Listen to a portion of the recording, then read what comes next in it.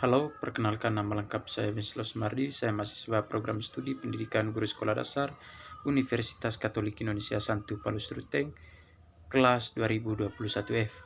Pada kesempatan ini saya akan menjelaskan dan menganalisis sebuah kasus atau peristiwa pelanggaran HAM tentang penembakan Rabu berdarah, kasus pelanggaran HAM masa lalu di Manggarai. Peristiwa Rabu berdarah pada 10 Maret 2004 di Ruteng, Kabupaten Manggarai, Nusa Tenggara Timur merupakan salah satu kasus pelanggaran hak asasi manusia atau HAM yang signifikan di Indonesia. Berikut adalah analisis mendalam mengenai peristiwa tersebut. Yang pertama, kronologi peristiwa dan pelanggaran HAM. Peristiwa ini bermula dari penangkapan 7 petani dari Desa Colol, Uluwai, dan Denenau pada 9 Maret 2004 oleh aparat kepolisian dengan tuduhan perambahan hutan lindung secara ilegal. Sebagai respons, ratusan warga dari desa-desa tersebut mendatangi markas Polres Manggarai di Ruteng pada 10 Maret 2004 untuk menuntut pembebasan rekan-rekan mereka. Situasi memanas dan aparat kepolisian melepaskan tembakan yang mengakibatkan 6 warga tewas di tempat, sementara puluhan lainnya luka-luka, 7 diantaranya mengalami cacat permanen. Tindakan aparat yang melepaskan tembakan kepada demonstran tanpa prosedur yang tepat merupakan pelanggaran HAM, khususnya hak untuk hidup dan hak atas kebebasan berkumpul secara damai. Yang kedua, korban dan pelaku. Korban dalam peristiwa ini adalah para petani dari Desa Colol Uluwai dan Denenau yang tewas, terluka atau mengalami cacat permanen akibat tindakan represif aparat. Pelakunya adalah anggota kepolisian Polres Manggarai yang melakukan penembakan terhadap massa demonstran. Yang ketiga, penyebab dan akar masalah. Akar masalah dari peristiwa ini adalah konflik agraria terkait klaim kawasan hutan lindung oleh pemerintah yang berbenturan dengan lahan garapan masyarakat setempat.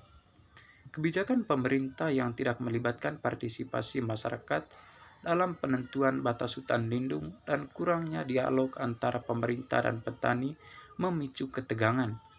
Penangkapan petani tanpa proses hukum yang transparan menambah eskalasi konflik. Yang keempat, dampak jangka pendek dan panjang. Dalam jangka pendek, peristiwa ini menyebabkan trauma mendalam bagi korban dan keluarga, hilangnya nyawa, serta luka fisik dan psikologis. Dalam jangka panjang terjadi penurunan kesejahteraan ekonomi akibat hilangnya pencari nafkah, stigma sosial, dan ketidakpercayaan terhadap aparat penegak hukum. Selain itu, peristiwa ini meninggalkan luka kolektif dalam masyarakat yang dapat menghambat upaya rekonsiliasi dan pembangunan sosial. Yang kelima itu aspek hukum dan HAM. Tindakan aparat dalam peristiwa ini melanggar berbagai instrumen HAM internasional dan nasional. Antara lain, yang pertama itu Deklarasi Universal Hak Asasi Manusia atau HAM. Pasal 3 menyatakan bahwa setiap orang berhak atas kehidupan, kebebasan, dan keselamatan individu. Yang kedua itu Konvenan Internasional tentang Hak-Hak Sipil dan Politik. Pasal 6 menjamin hak untuk hidup yang tidak boleh dilanggar. Yang ketiga, Undang-Undang Dasar 1945. Pasal 28A menjamin hak untuk hidup bagi setiap warga negara Indonesia. Yang keempat, Undang-Undang Nomor 39 Tahun 1999 tentang Hak Asasi Manusia. Pasal 9 menyatakan bahwa setiap orang berhak untuk hidup, mempertahankan hidup, dan meningkatkan taraf kehidupannya. Yang keenam, analisis solusi dan pencegahan. Untuk mencegah terulangnya peristiwa serupa di masa depan, beberapa langkah yang dapat diambil antara lain, yang pertama itu reformasi kebijakan agraria. Melibatkan masyarakat lokal dalam penentuan kebijakan terkait lahan dan memastikan adanya keadilan dalam distribusi dan pengelolaan sumber daya alam. Yang kedua itu peningkatan kapasitas aparat penegak hukum. Memberikan pelatihan mengenai HAM dan prosedur penanganan massa secara humanis untuk menghindari penggunaan kekerasan yang berlebihan. Yang ketiga itu dialog dan mediasi. Mendorong dialog antara pemerintah, aparat, dan masyarakat untuk menyelesaikan konflik secara damai dan menghindari tindakan represif.